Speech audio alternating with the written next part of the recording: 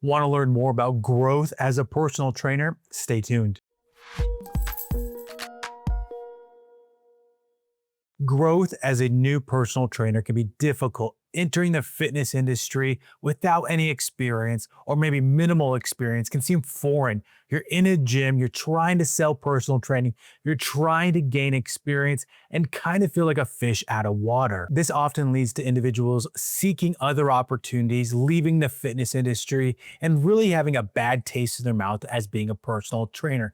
But in truth, this job, it can be fun. It can be lucrative if you're able to learn the skills as a fundamental personal trainer and being able to grow, expand your mind as you get more experience and gain more education. My name is Tyler Valencia and I am the CEO and founder of KIPS. I've been a personal trainer, group exercise instructor. I even started my own boot camp back in 2012, and I've worked for other fitness education companies like Nesta and NCCPT. In just a bit, I'm going to bring on the CEO and founder of Coach 360, a company dedicated to helping connect the gap between fitness trainers out there and gyms to hopefully open up the opportunities for them within the industry.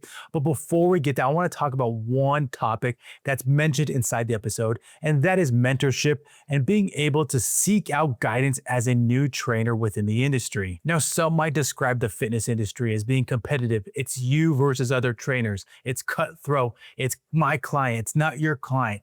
Those are situations that arise when people don't understand the value of team building, or maybe a client is not appropriate for you and your skill set.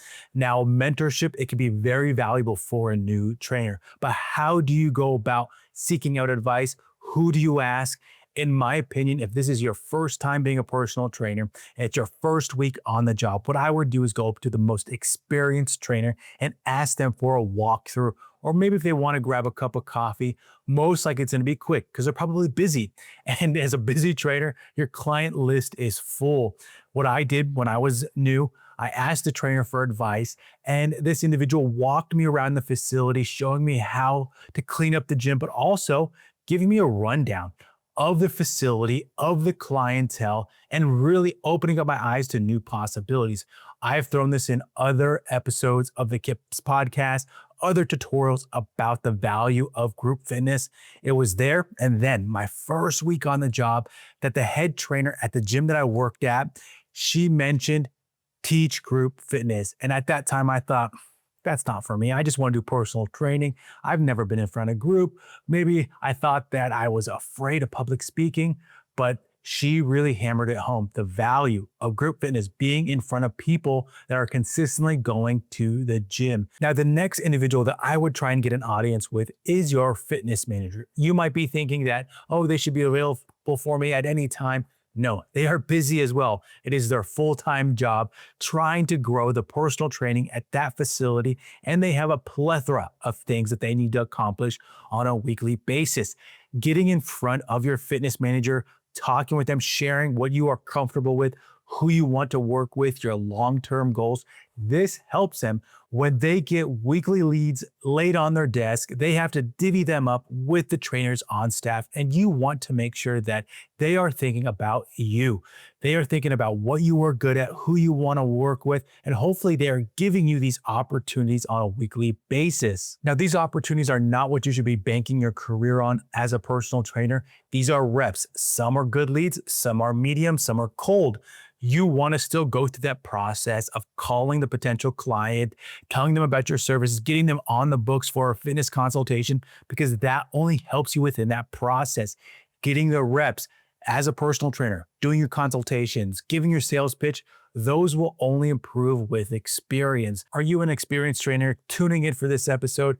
Make sure you drop a comment with your best first week advice for trainers out there. Let's now get to the episode with Kathleen and dive into all the advice that she has for new and experienced trainers. Now, Kathleen, I think you have a very interesting background that's going to feed into our topic of the day. Can you give the listeners some insight into how you got into the fitness industry, what you're doing now, and anything that you're working on? Yeah, absolutely. Thank you for having me. So happy to be here chatting with you, Tyler. Yeah, I got into the industry about 17 years ago. I came out of, traumatic, life-changing event. I'd lost my first husband to cancer very, very young, Ugh. and went back to my job. And it was one of those things where, like, I had felt, really kind of devoid of, purpose and Mm. ambition with that profession. And I just walked out and quit. And I decided that day that I was going to pour myself into movement and fitness. And, Mhm. that really became something for me that, changed the trajectory of my life. It healed me. It gave me that inner strength that I needed to, really channel the pain that I was going through into something that was more purposeful.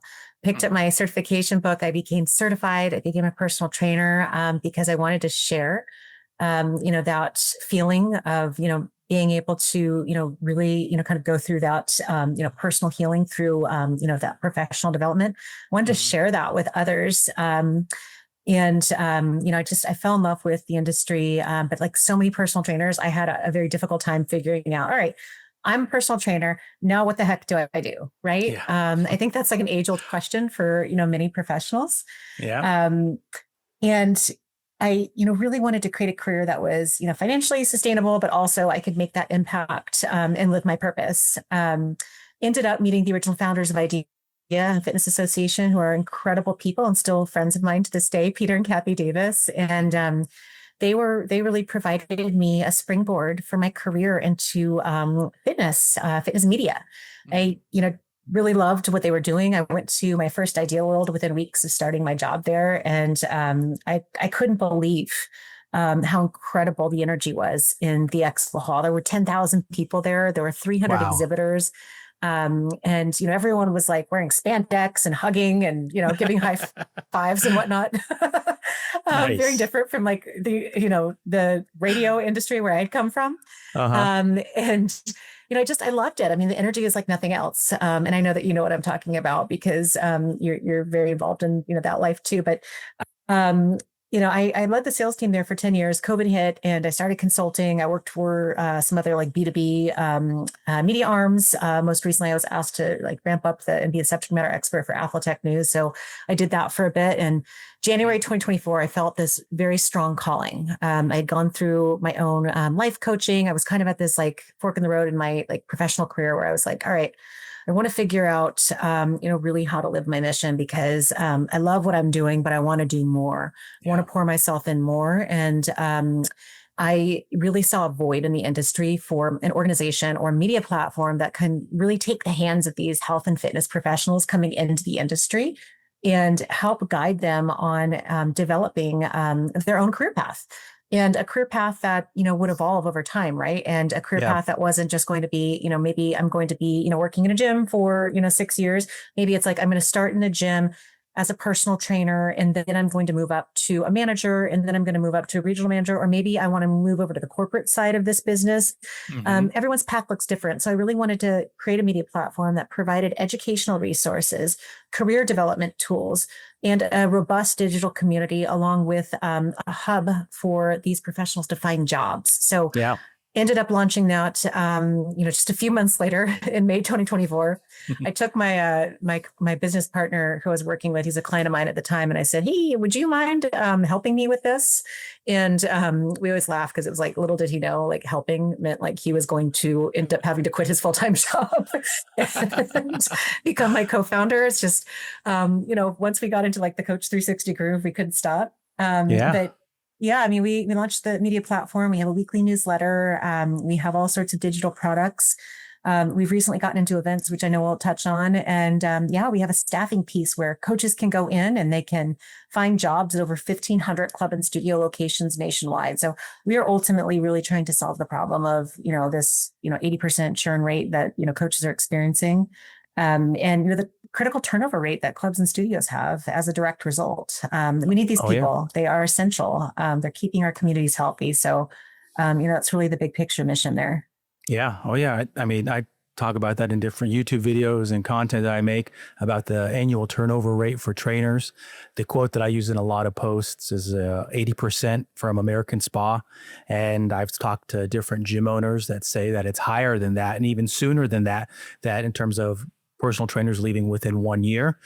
Some will even say it's less than that, probably 10 months. And I think that is a good springboard Yeah. for this episode. We're going to be talking about hopefully ways to push that further and hopefully have the resources. An interesting question that I feel like I've been hearing it pop up more. I don't know if it's because I'm skimming LinkedIn more, which I don't do that often, but I feel like I've been seeing this buzzword of internship and mentorship within the industry. And I think it's an interesting one because I 10 out of 10, 100% agree that a new trainer, if there is some avenue for being able to be an intern or be able to get mentorship in the industry, I can see that helping tremendously.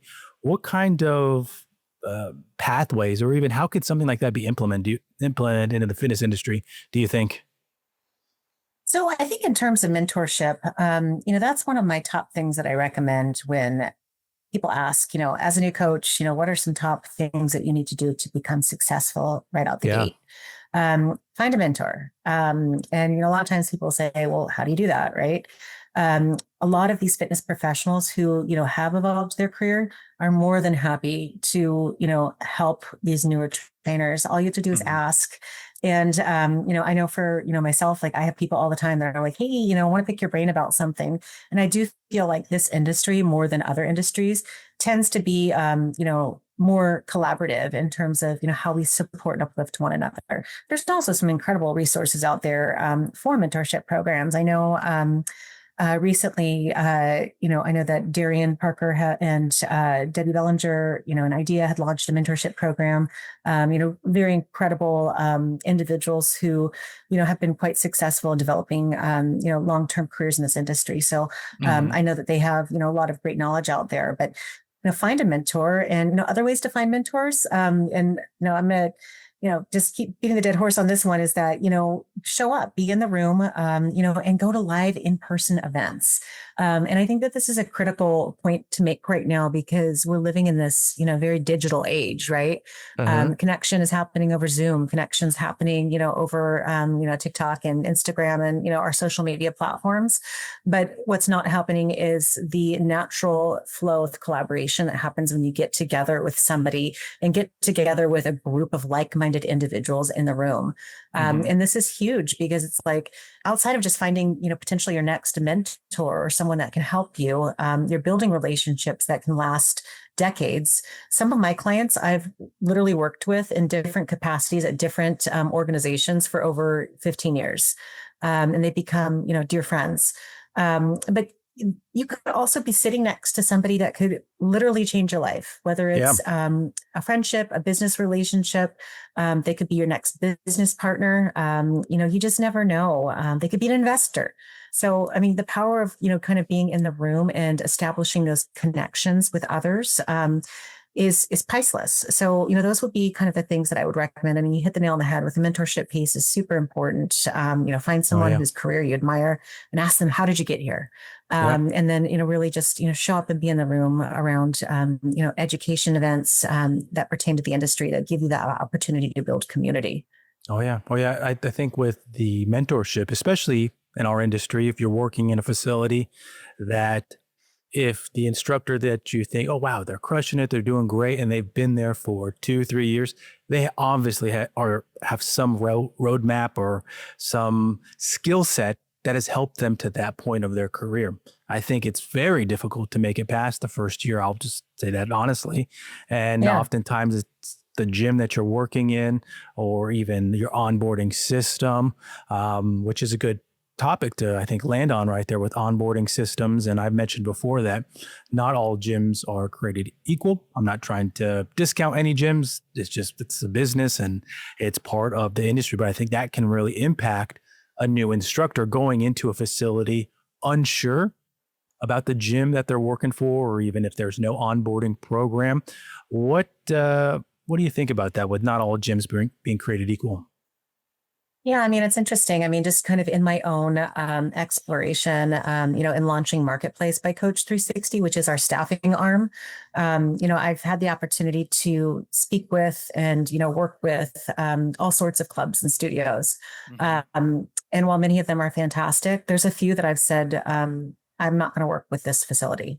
Oh, wow. Um, Even as a startup, I'm kind of like, listen, like if you don't align with the mission to support and uplift the growth and development of fitness professionals, we're not aligned in mission. I dig it. And we're not aligned, in terms of, just kind of the professional goals because a couple of these people that I've talked to are like, yes, we invest in the growth and development of our coaches and instructors. We give them, X, Y, and Z, um, stipends for their education. We give them, paid time off. We, do all of these things to kind of put them on a path to up level Hmm. within our organization.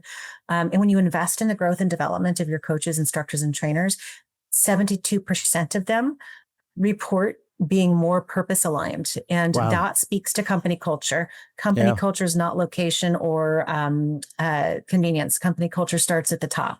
So those are the ones that are the most successful with retention. While there's always going to be retention, there's other organizations like the ones that we don't speak of that I don't work with that say, listen, we actually don't want our coaches to up level and become better. Hmm. Oh, really? Why is that? Because they might go somewhere else. That seems, like it doesn't, that seems backwards to me. It seems like you would Very want to invest in backwards. them so that they would stay. Yeah. And I said, I'm like, well, what is your turnover rate? And, they said, well, we lose coaches every week. They come in and, within a few weeks, they're gone. And then it's like, okay, well, then maybe it's time to look at, kind of your internal systems. How are you onboarding them? How are Yeah. you setting them up for success? And how ultimately are you, putting them on a path to growth and development? Are you pairing them up with someone that's crushing it? Show them how to be successful so that ultimately you as a facility owner and operator will be more successful because once your coaches are happy and they're engaged, your clients are happy, your clients are engaged, you're retaining your clientele, Yeah. and your member churn goes down. So, all of these things come back to the health and fitness professional, the coach and the trainer, who is the foundation of your entire organization and your Agree. community, in my opinion. So, Yep. as you can see, I'm very passionate about this. I'm a huge advocate for the health and fitness professional because I have to say, I don't feel like we as an industry put enough energy and love into these kind of unsung heroes who are really at the front lines of the preventable chronic disease and the obesity epidemic. These people are saving lives. So and not only are they important in our communities, they're important in the facilities. For both the community building piece as well as Yeah. ultimately the facility's bottom line financially. Agree. Agree. I'm going to paint a picture for you here because I think it's relevant for 2025. I remember 2022 ish. The directors of education that I knew for different facilities, they would be mentioning, we can't get people to come back. We just can't get trainers to come back. Now, fast forward to 2025, I was speaking with one of the directors of ed from one of the better, I would say, near the top of in terms of gyms, franchises, and clubs across the country, Equinox. I was speaking with one of the individuals I know over there, and they were mentioning how they are retooling their education and onboarding system to be more current with what's today. They had gone through a period where COVID essentially changed things for them. What are some pieces that you think that an onboarding program should potentially have for this current day of age of trainers in 2025 and moving forward? So I think, first and foremost, when even during the interview process, I think it would be great for clubs and studios and managers to understand the goals in the long-term picture for the health and fitness professional that they're bringing in. So Mm-hmm. I think that those goals need to kind of align with what they're looking for as well. Mm-hmm. Because there's going to be some situations where like, maybe I go in and I'm looking for something, that's pretty short term and that matches up with what they're looking for. But maybe I'm going in there and saying, listen, I see this organization as like a springboard for, a longer term career. I can see myself really working my way up the ranks, so that ultimately, maybe I even want to become an owner. Yeah. And I think that those types of goals and ambitions would be really great to put out there by the fitness professional and actually asked by the organization so that they can make sure that those expectations align and that the manager or the organization themselves is putting them on the right path to success. Yeah. Because that path's going to look different depending on what my goals are. So I think understanding goals would be a great first step. And I don't think a lot of people do that when they're, either interviewing or even just onboarding an individual. So I think understanding their long-term goals. And then, also, setting them up for success with proper training and without the expectation of like they instantly need to get on the floor and sell, because that's terrifying as a coach and a trainer.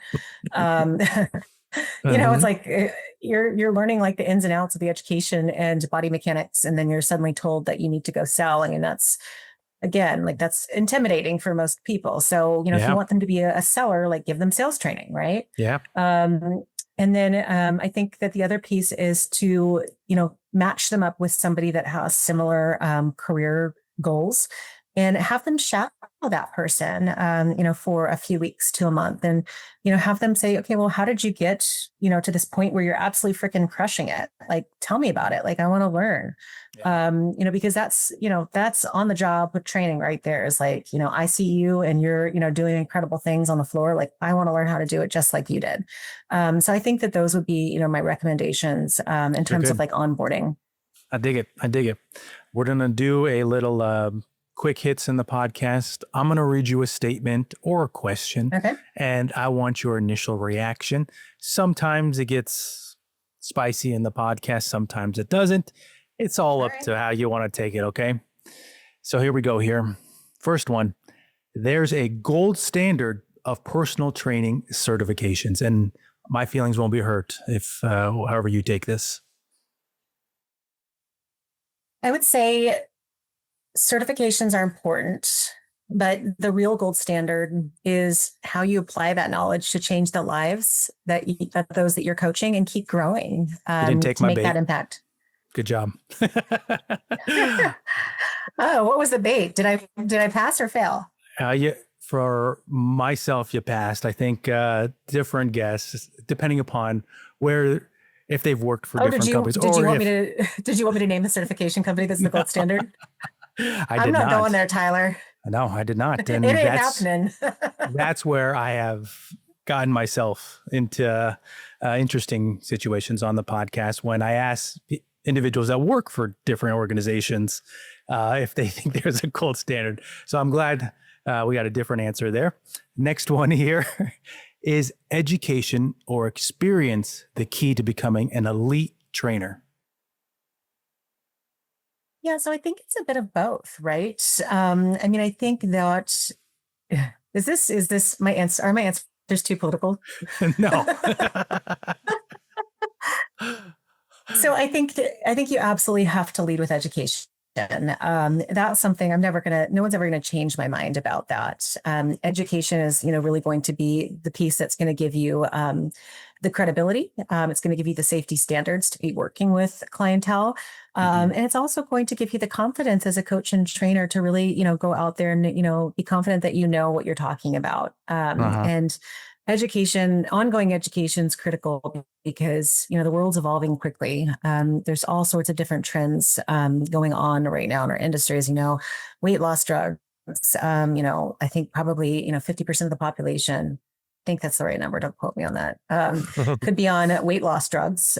And we as coaches and trainers need to understand the different ways that we need to address special populations and those that are, taking, weight loss medication. So things are just evolving quickly. We need to understand women's health. We're seeing more education there. We're seeing a more holistic approach to, education, which is great because we as coaches and trainers have a responsibility to train the whole person. We're shifting from aesthetics. So we need education surrounding all of these different categories, but experience is also critical because, without that, we're not learning on the job. We're just, kind of reciting back facts and figures that we're learning in the books. Yeah. But, actually having that real experience, is the impact. That's the impact that we're making, on our communities and the clients that we serve. So I wouldn't say that like maybe one is more important than the other, but they're both essential to being a well-rounded fitness professional. Agree. And I would say for the experienced trainers that have been in the industry 5, 10, 15 plus years, I am going on my 18th year, or probably finishing up my 18th year. And I would say that the certification that I recently took, it was great. It was eye-opening and helped me in different ways. And I think that is one of the great pieces of continuing your education, is that you're constantly seeing how other organizations are doing training and how you can apply it within your own business, your own training, and hopefully keeping your mind open for different ideas to grow your career. That hopefully can open up something else for you. Yep. But that is my little plug for education there. Next one here, and last one. Starting as a part-time trainer can help ease a newcomer into the fitness industry. A quick break in this video. If you are needing CEUs, make sure that you head to the link that's in the description, where you can find all our online courses that have pre-approvals with NASM, ISSA, ACE, AFA, NCSF, and with Nesta. We of course offer free content on our YouTube channel, but if you're needing professional ed, with some of you having the full amount to recertify, make sure you head to that link. And now let's get back to the video. Yeah, I mean, I think, most fitness professionals do start part-time. I know a lot of individuals, will start and have it kind of be their side hustle. I mean, we do see that a lot. People get burnt out with their corporate America job, and they want to, go into something that's a bit more purpose driven. So, we do see a shift of, people taking on fitness as a side hustle, and then truly falling in love with it and the impact that they're making on others, and making it a full-time thing, because it is difficult. So to make a business out of it, the business of coaching is something that most people don't understand right out the gate. So I think that if you start it part-time, it gives you the time and potentially, kind of the runway to, understand how to build a business from being a health and fitness professional, as opposed to going all in right away, which is what I did. And it was super hard. Yeah, it's very tough. And I think we see a lot of that in the industry. How you mentioned somebody wants to escape their 9 to 5. They see the ads, they see the marketing for the flexibility, and sometimes that comes back to get them. But I think that the part-time can hopefully ease someone in, that they could, you mentioned, see the struggles, what it actually does take, because it is tough when you're starting off. You mentioned something earlier, as we shift to a different question here. You mentioned something earlier that I actually want to dive on a little bit more, and that is the trends, the evolution of the fitness industry. There is constantly new things coming in and out. Some stick around for a long time, some leave. Other than the ones you mentioned, are there any other trends that you think that trainers should focus on or research more, because clients are going to be coming up to them and asking them questions about? Yeah, I mean, I think, the big myth about the fitness industry is that we're all about aesthetics, right? But the trends that we're seeing is that, fitness has taken on a very different meaning for many. It's actually about longevity. That's a big one right now. So the trend of longevity, and we're seeing people live longer than they did, 50 years ago. How are we doing that? Well, we have all sorts of data that provide us with actionable insights. Well, how is that data interpreted, and how are those actionable insights established by someone that isn't a health and fitness professional? Well, they are kind of given to you by the health and fitness professional, can take a look at their customers' data and help them to understand what they could tweak within their program to increase and nurture their own longevity. So longevity is a big trend. Strength training is a big trend that's been around, but we're just seeing it continue to be on the rise. I don't feel like I ever remembered a day, 15 years ago when people were waiting on Smith's machines. I mean, right now I have seriously, I have our new Planet Fitness just opened up down the street. It's beautiful. I love it. And there are 6 or 7 Smith's machines lined up. And Every Wow. time I go in there, they are all taken. And I'm like, how is this possible? Like, how is every single, and it's like super early. How is Yeah. every single, I mean, it just shows it's like all of the strength training equipment's completely full. And then there's like, there's so much cardio equipment available. So we're just seeing a shift to, how people are, consuming their fitness. They want Yeah. strength training. I think the other piece too, and one of my friends, Jessica Maurer, hits on this a lot, is the mental health component. That is something that I think has for a very long time been overlooked. And, your mental health, can directly be affected by movement, yes, but now we're starting to see more of a shift towards even certifications that are addressing mental health from the perspective of a fitness professional. I'm not saying that they should be making these necessarily like recommendations. We're all staying within scope of practice, I hope. Hmm. But there are certifications now that like kind of encourage you to take a deeper look into your clients, like, how are you feeling today? And, Yeah. you adjust things based on, someone's mental health. So we're starting to see more of a focus on how we are nurturing the whole body, whether it's longevity, strength training, really mind, body, spirit.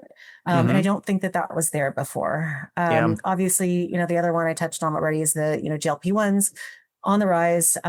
Coaches just have to know how to train that clientele. Like they please don't throw them on a cardio machine. Like we need to make sure that they're strength training, that they're like meeting their, macronutrient, requirements. I mean, there's so many things to take into consideration, and we need to make sure that we're not just providing quick fixes as an industry. We need to educate clientele so that we can truly set them up for success long term. Yeah. So, I mean, those are the immediate trends that I'm thinking about I right like now. those. Obviously, AI is a big one too. Coaches need to stop fearing AI and, realize that this is like, think of AI as your little companion, Yeah. like this is your buddy. It's going to help you Yeah. write emails. It's going to help you churn out programs. It's not going to replace you. Human touch will never be replaced, no matter what anyone says. But, it is a great tool for coaches to use to scale their business. Agree. Agree. I just did a podcast with somebody, or I was on somebody's podcast talking about how to utilize AI as a fitness professional. But I want to go back to what you mentioned about longevity, because that is something that I am very interested and passionate about. And I've had conversations with friends and other fitness pros about this, with just how much data is available to you. And that was a question that was asked to me, was about what is sometimes something fitness pros do not keep up with. And I mentioned trends, and how a trend of 2025 is how clients are more interested in their longevity and into their data, because everybody's wearing a wearable these days. They have insights into their daily health that they didn't have previously. And as a trainer, understanding if you can be able to access your client's information, how you can adjust programs, but also I think in that initial assessment phase, you can learn a lot about a client. I'm very big on my Whoop and what I take from it. And I can just see being able to understand very low hanging fruit right off the bat with a new client, with their sleep and recovery, things that they're going to be doing without you, and be able to implement those things in immediate impact that's going to be able to have on their health. So I like that you mentioned longevity, and also how that connects to wearables and data. Yeah, I mean, I intend to live till 110. I So, dig it. um, I mean, you never know. We might all be if things keep up the way that they're going. Yeah. It's and there's a lot of information about there. I just a side joke before, it's not even a joke. I was listening to a little bit of a podcast from an individual that has a documentary on Netflix. His name's Brian Johnson. It's about him living forever, and just watch the documentary first. He's an interesting individual, but for listeners out there, check that out. I'm going to move to our podcast takeaways. This is our last Okay. question here, and this is one that you could take wherever you want. We've talked a lot about career development, talk about being a personal trainer, onboarding, sales, a lot of great stuff. And what I like about this question is, I ask it to a lot of guests on the show, is that they come from different areas of the fitness industry. So everybody's had different experiences, career growth, all different things. So Kathleen, what are 3 myths about the fitness industry? Well, I did touch on one a few minutes ago, but I think myth number one is that fitness is just about aesthetics. As I mentioned, it's about longevity now, mental health, and overall wellness. I think the second one that I would touch on is that success as a coach is not an overnight sensation. It's really a long game of building trust, relationships, and expertise through continuing education. So, Yeah. I think a lot of times coaches are looking on Instagram and thinking, "Oh my gosh, this person says that I can make $100,000 a month." And the people who are making that kind of money, that's great. But that's a very small percentage. It Yep. takes a long time as a coach to, build up clientele. And it takes marketing dollars to be able to dive into different pockets of social media platforms to obtain the clientele needed to make that kind of money. So I think that that's the big myth. And number three that I would say is that you have to do it alone. That's a big myth. You don't have to do it alone. I think that the best and most successful professionals in the industry, as we talked about earlier, they lean on their mentors. They dive into their community by showing up at in-person events, and they really lean in and to grow and sustain that impact that they're making with their client base. So yeah, you don't have to do it alone. And honestly, that's not what this industry is about. Yeah. And to wrap us up before and my response to that, I would say that mentors sometimes come in different spaces too.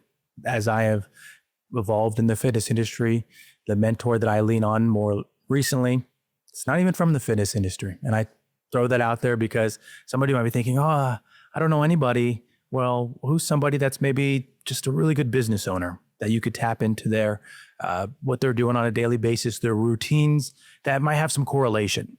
I just want to put that one out there. But Such a great point. Yeah, thank you. But can you throw out socials, upcoming event, and information on how to get learn more about you? Yeah, absolutely. So our socials are pretty simple, across the board at Coach 360 News. And you can actually, always reach out to me personally on my LinkedIn. I'm super active on LinkedIn. It's Kathleen Ferguson under LinkedIn. Mm-hmm.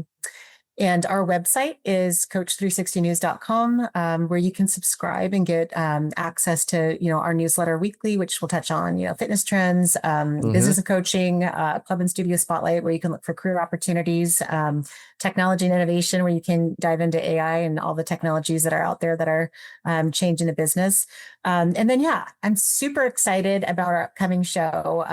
It's our first foray into live events for coaches. We've done some events for clubs and studios, but this is super close to my heart. And I personally worked with so many incredible educators and individuals to curate this program. It is a one-day career development and community and creator summit called Career Lab by Coach 360. We are kind of this extension of the Fit Expo Anaheim. We're going to be on August 1st as the educational and career development arm for health and fitness professionals and aspiring health and fitness professionals. So, even if you're not currently, helping others, in this profession, you can. We are officially sponsored by ACE, their title education sponsor. They're going to be giving all of our attendees 50% off their certifications and courses. We are also powered up by Fabletics as our apparel sponsor. So there's all sorts of cool swag. You're going to see us all matchy wearing like super cute outfits Nice. on the stage and around the summit. And we're going to have all different types of educators, celebrity trainers, coaches, and individuals who have really built incredible careers in this industry. And they share how they've overcome their own challenges and obstacles to get here, because it isn't easy. It's not easy for anyone. And nobody should expect it to be easy, because, anything that's worth doing is not. So I would love for people to come out and check out Career Lab by Coach 360. Right now, you can go onto our website, coach360news.com. You can go onto the events tab and click on Career Lab by Coach 360. Not only will your pass get you into our summit, it's limited to about 200 people. So if you're interested, grab your ticket. You'll also get entrance into the Fit Expo, which is August 2nd and August 3rd at the Anaheim Convention Center. So we're all tied in together. It's going to be an incredible weekend, and we have baked in networking sessions all throughout so that you can Awesome. chat. We've got a creator corner. You can shoot content. It's going to be Smart. awesome. So yeah, and I'm giving away 5 passes to your listeners. So anyone that's interested, however you want to give it away, Tyler, I'll let you do it. But send me the emails and I'll make sure I get them hooked up. And if you can make it, I would love for people to personally reach out, and I want to meet them on site and just get to know everybody. Now, everything that you shared with me so far, it sounds definitely current. It sounds relevant to 2025 and being a fitness professional, which I like. And as I've said, kudos to you for taking this on and being willing to push the envelope of in-person conferences and events, because we need it. We need things that change with the times. And I think this is a great step for our industry. So thank you for doing that. Thank you for coming on the KIPS podcast. And listeners, you will be able to find all this information in the description, no matter if you are listening on Spotify, Apple Podcasts, or watching on YouTube. Thank you as always for coming on and being my guest. Thanks for having me, Tyler.